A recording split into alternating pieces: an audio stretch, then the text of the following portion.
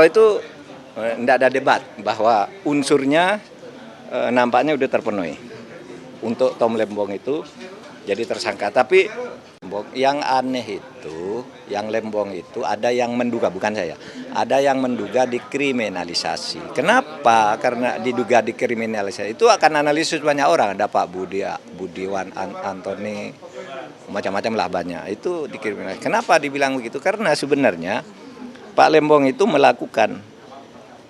membuat kebijakan yang kemudian dia ditersangkakan itu adalah tahun 2016.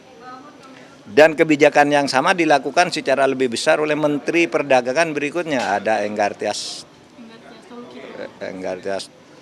Lukito, ada Agus Parmanto, ada Menteri Lutfi, ada Zulkifli Hasan. Itu kan mestinya kan mulai dari sini nih, dari yang terdekat. Kenapa mulai yang dari jauh? Nah itu orang lalu menganggap ini kriminalisasi karena politik. Tentu itu analisis yang wajar saja. Mungkin tidak benar, tidak ada kriminalisasi. Tapi ini tolong dijawab, itu kata masyarakat. Tapi untuk kasusnya itu sendiri yang masyarakat mengatakan itu Tom Lembong tidak ada korupsinya karena tidak ada aliran dana ke Tom Lembong. Tidak bisa.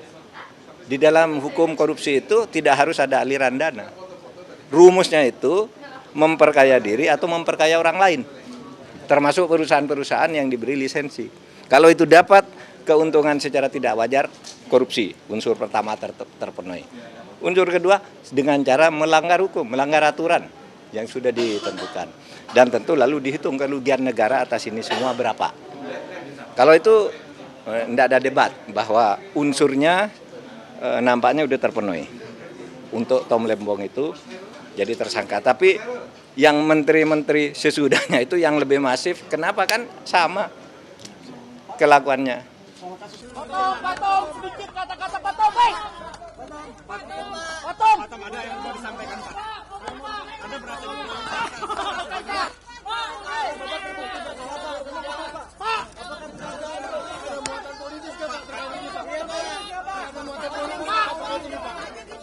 ada pembelaan Pak.